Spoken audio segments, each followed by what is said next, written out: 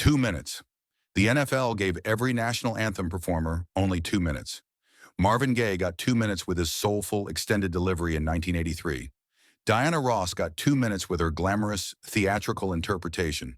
Jose Feliciano got 2 minutes and created controversy with his blues-inflected version in 1968. And Whitney Houston got 2 minutes, but for Whitney, those 2 minutes would either silence her critics forever or confirm their worst suspicions about America's most technically perfect voice. There was something in Whitney's eyes that day. She stood quietly in the Tampa Stadium tunnel while NFL officials rushed around coordinating security, managing logistics, preparing for the biggest sporting event in American history during wartime. Military personnel were everywhere, their presence a stark reminder of the conflict raging overseas. Whitney just waited, her sequined blue dress catching the harsh fluorescent lights. In her hand, she held her wireless microphone, the technology still relatively new for such high-stakes performances. On her face, a mask of calm determination, but in her eyes, fire was burning. January 27th, 1991, Tampa Stadium. 73,000 people in the stadium, many wearing yellow ribbons to support troops overseas. 115 million viewers watching on television screens across America, making it one of the most watched television events in history. A nation at war, grappling with the first major conflict since Vietnam, needing something to believe in, something to unite around.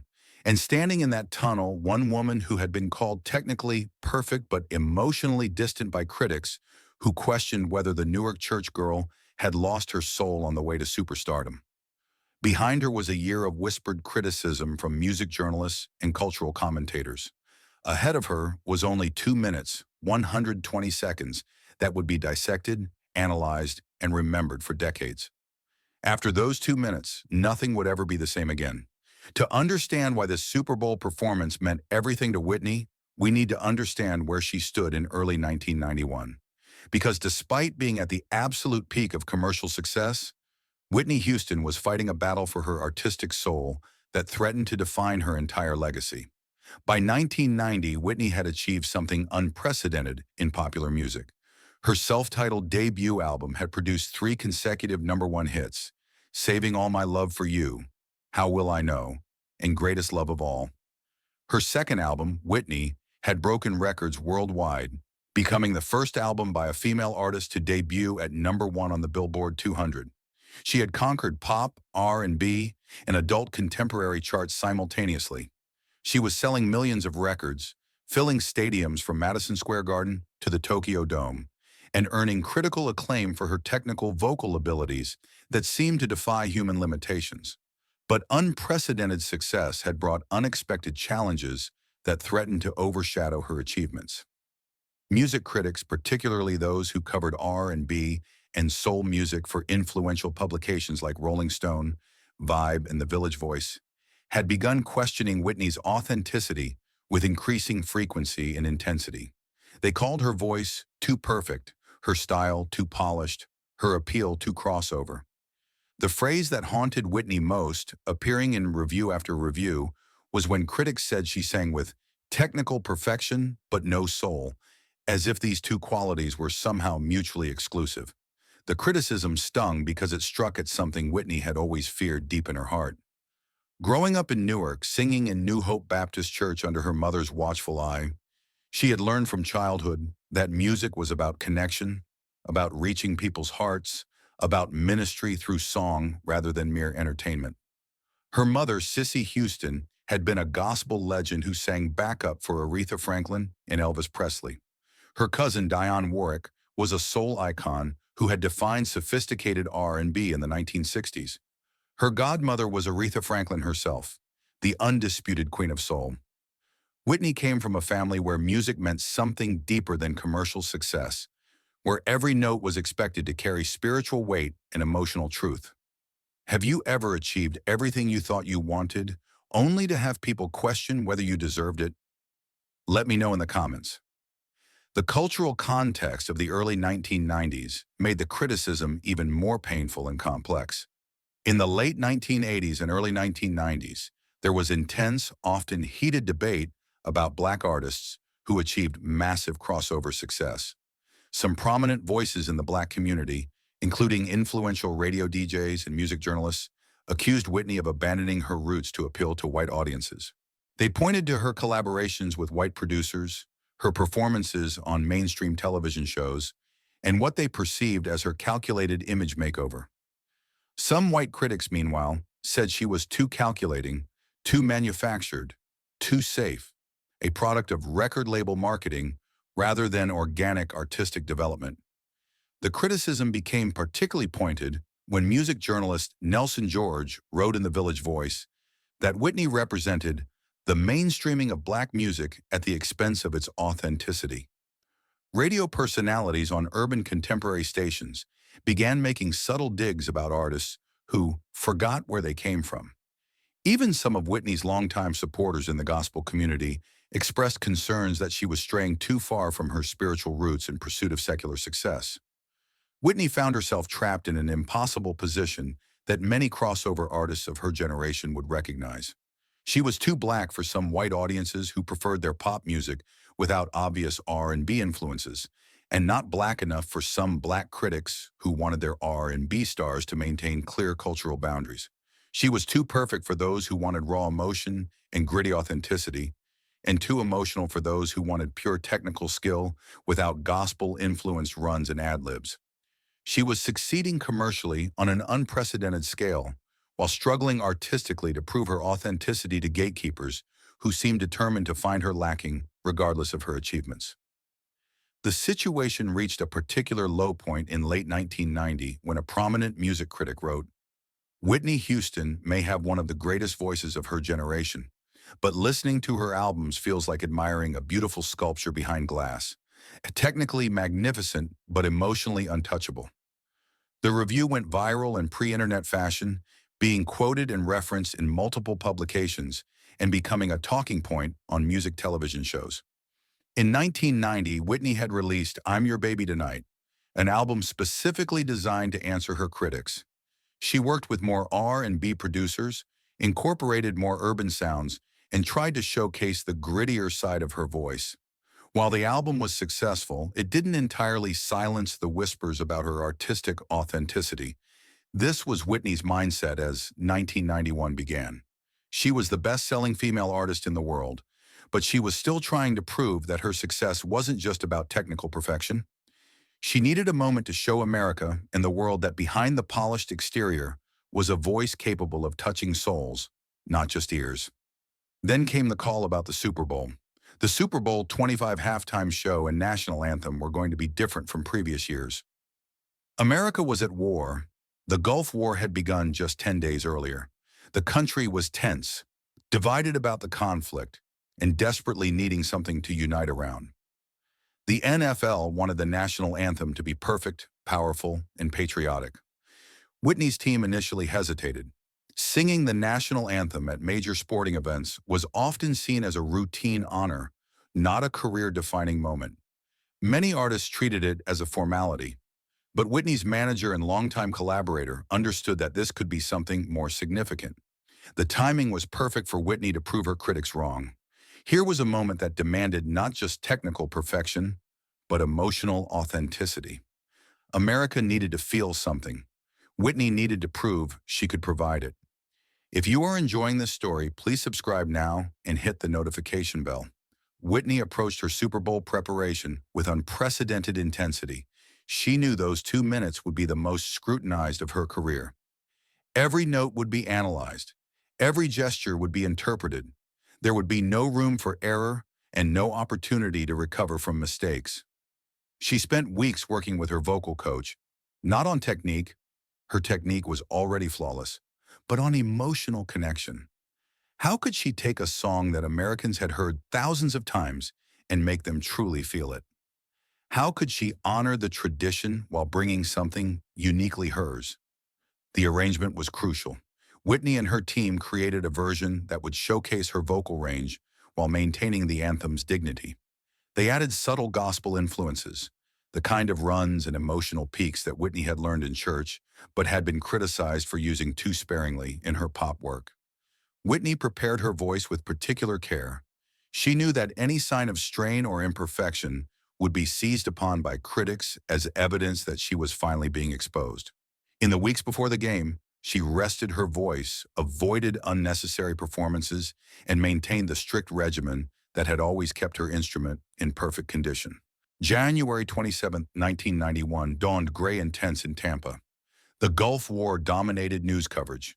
American troops were fighting in Iraq. Families across the country were worried about loved ones overseas. The Super Bowl, typically a celebration, carried the weight of national anxiety.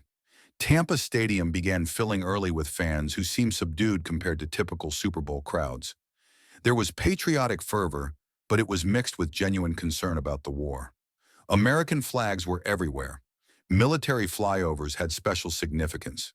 This wasn't just entertainment, it was a moment for national unity. Backstage, the atmosphere reflected the country's mood. Security was tighter than ever before. There were concerns about potential protests or disruptions.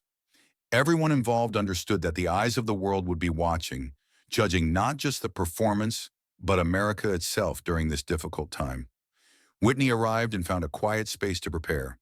Unlike typical concerts where she might spend time with friends or family backstage, this felt different, more serious, more important. She had performed for millions before, but never with this level of national responsibility. The pressure was immense. This wasn't just about proving her artistic authenticity anymore. This was about serving her country during wartime, about providing comfort and inspiration to families worried about soldiers overseas, about representing America to the world through music.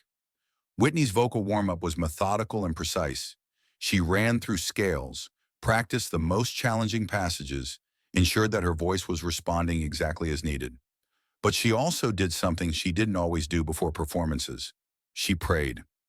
Not just for a good performance, but for the right words, the right emotions, the right connection with the moment. As game time approached, Whitney could hear the crowd building in energy.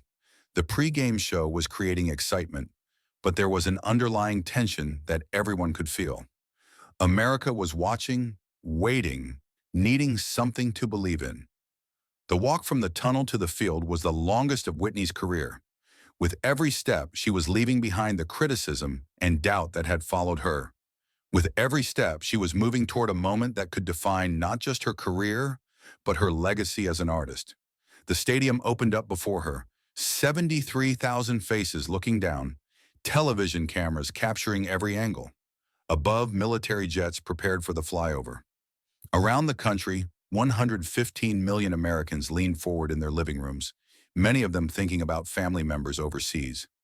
Whitney Houston, the church girl from Newark who had conquered the world but still needed to prove her soul, stood alone on the 50-yard line of Tampa Stadium. At exactly 6:18 p.m. Eastern Time, the opening notes of The Star-Spangled Banner began. Whitney's voice joined in, clear and strong, and something magical immediately became apparent. This wasn't going to be a routine national anthem. From the first phrase, "Oh, say, can you see?" Whitney's delivery was different from anything she had done before. There was power, yes, but there was also vulnerability. There was technical perfection, but there was also raw emotion. The voice that critics had called too polished was suddenly reaching straight into hearts across America. As she reached By the Dawn's Early Light, Whitney's voice began to soar in ways that made the hair on arms stand up. This wasn't just singing, this was ministering. This was the church girl taking the entire stadium to church, taking the entire country to church. The moment that would be replayed millions of times came during Land of the Free. Whitney held that note with such power, such conviction, such pure American pride that 73,000 people rose as one. Not just standing, rising with emotion that was palpable even through television screens. Her vocal runs during Home of the Brave were not just technical displays. They were emotional declarations. Every note seemed to say, "This is who I am. This is what I can do. This is my gift to my country." When Whitney finished, the silence lasted exactly one heartbeat. Then Tampa Stadium exploded. 73,000 people cheering not just for a good performance, but for something they had witnessed that transcended sports, transcended entertainment, transcended everything they had expected. The reaction was immediate and overwhelming. Television commentators were speechless. Players on both sidelines were visibly moved. In living rooms across America, people were wiping away tears. Phone lines at radio stations lit up with requests to hear it again. What made it so special? The technical excellence was certainly part of it. Whitney's voice had never sounded more powerful or controlled, but there was something more. There was an authenticity that silenced every critic who had ever questioned her soul. Whitney Houston had walked onto that field with something to prove. She had been called too perfect, too polished, too distant, and in 2 minutes she had shown America and the world what true artistry looked like when technical perfection met genuine emotion. The impact was immediate and lasting. Radio stations across the country began playing the performance. It was released as a single and climbed to number 20 on the Billboard Hot 100, unprecedented for a national anthem. More importantly, it changed how America saw Whitney Houston forever. From that day forward, Whitney wasn't just a pop star or even a great singer. She was America's voice. When the country needed to feel something, they turned to Whitney. When there were moments of national significance, Whitney was the obvious choice. The critics who had questioned her authenticity fell silent. How could anyone doubt the soul of someone who had moved an entire nation to tears? The performance had answered every question about Whitney's artistic legitimacy with 2 minutes of pure, undeniable truth. January 27, 1991, Tampa Stadium. A singer who everyone knew was technically perfect, but many questioned was emotionally authentic. 2 minutes to prove that perfection and soul weren't mutually exclusive. 2 minutes that secured a place in American history that no amount of criticism could ever diminish. When Whitney Houston walked off that field, she left behind every doubt that had ever been cast upon her artistry. She didn't need to say anything more. The performance had spoken for itself with crystalline clarity, and it continues to speak decades later to anyone who watches those 2 minutes and wonders what it means to truly serve your country through the power of music and pure, undeniable talent. 2 minutes. That's all it took. 2 minutes to transform skepticism into reverence. 2 minutes to remind the world what happens when God-given talent meets genuine love of country. 2 minutes to become the voice of America forever, proving that true greatness isn't measured in time, but in lasting impact, pure emotional truth.